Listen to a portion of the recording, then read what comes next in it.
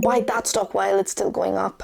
The best time to buy a house was yesterday. The next best time to buy a house is today. You need to get a handle on your spendings. Just chop off your credit cards, and if you can, chop off your debit cards as well.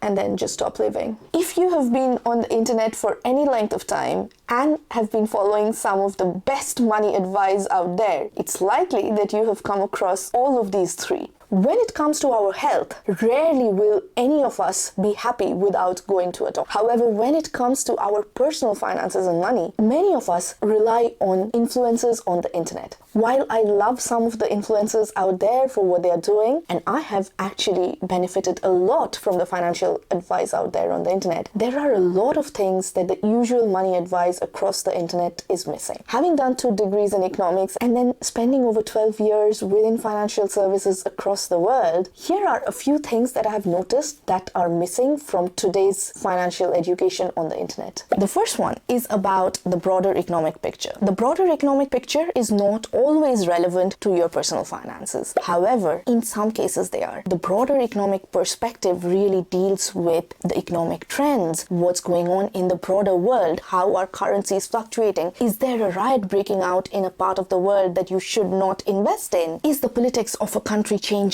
dramatically? Is the population of a country changing dramatically? How does that impact your finances? That is what an economist will tell you. And frankly, one that you want to consider, especially when you are diversifying your investments. The second one is around the psychology of savings. You should spend less than you earn. That is common sense. However, what economists, especially the field of behavioral economics, does is let you delve into the psychology of spending. Why is it that you are spending money? Do you generally tend to splurge when you are upset? Do you generally tend to buy a lot of unhealthy food when you are hungry? Economists delve in having a human touch to personal finance, and that is essentially what you need to know when it comes to managing your personal finances. It is very good to say that you should spend less than you earn. However, if you have a consistent problem around overspending, it's very likely that you need to look at your psychology around the spending other than having a restrictive mindset around money. The third one is around the hidden cost of debt. Especially when you start looking at economics and the numbers, you start realizing how compounding is done and how essentially debt balloons up and can erase half all your savings and then some. So the cost of debt is something that economists will always want you to keep an eye out for, because as you approach your retirement, this is something that could wipe off all your savings if you don't get the debt by its horns early on. The next one is around innovation. Economists have an eye for innovation, especially because they understand the market dynamics of demand and supply.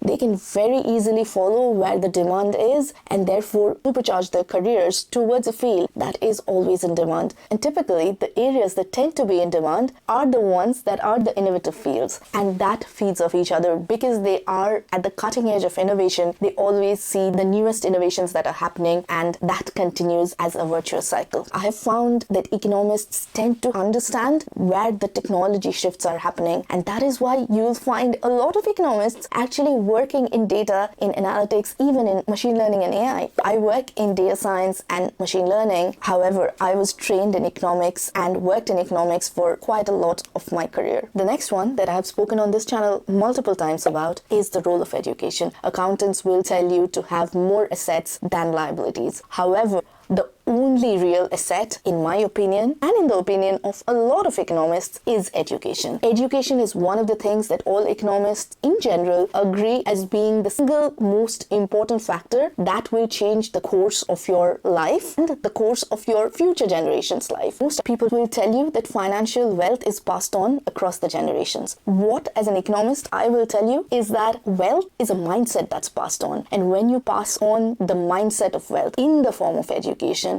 that is far more powerful and can bring you back from rags to riches even when you are almost hitting the poverty line. I have seen that in my family. I have also seen cases where people did not have education but wealth, and they lost that wealth in no time. Education is the one and only sure shot way of actually holding wealth in your family for generations. The next one is about behavioral and personal finances. Most people will not know anything about the cognitive biases like the loss aversion bias, or the endowment effect, or the status quo bias. And if we know anything from Richard Thaler's work, it is that biases are what shape humans, and biases are actually what make or break our financial decisions. For example, if you have a loss aversion bias, which in simple terms means that you hate to lose more than you love to gain, and this is consistent across people. Most people hate losing more than they love winning, and if that's you, you will stop putting money into the market because you are afraid that you will lose money. But what that means is that you are losing money every single day because of inflation, and if you don't want to do that, you probably should consider investing. Of course, I'm not a regulated financial advisor, so you might want to check your investment decisions with a financial advisor. Similarly, when you consider the endowment effect, it says that you are much less likely to go for that higher salary than if you already knew you had it. Putting it into practice, you become a lot more complacent in your current job rather than going for that promotion, which also leads me to talk about the status quo bias, which essentially is keeping you in this stuck state, in this state of status quo, whereby you are minimizing pain. And as human beings, our primary objective is to minimize pain in our lives. That's what our brains are supposed to do for us. It's supposed to minimize pain. However, minimizing pain today can cause far greater pain tomorrow, and that is what our human brains don't generally figure out. This is where behavioral economics and personal finance can come in and help you a ton, especially around how to overcome these biases. And one of the best ways of overcoming cognitive biases that limit us from financial success is by creating habits. And if you are interested in learning about the 7 habits that made me rich, go check out this video here where I discuss the subject in a lot of detail. The next thing that people don't generally consider while forecasting numbers is the role of the economic cycles. Economic cycles are a rule rather than the anomaly of our economic system. Economic cycles last typically 5 to 7 years, whereby the economy goes through a boom. The economy is very strong, and then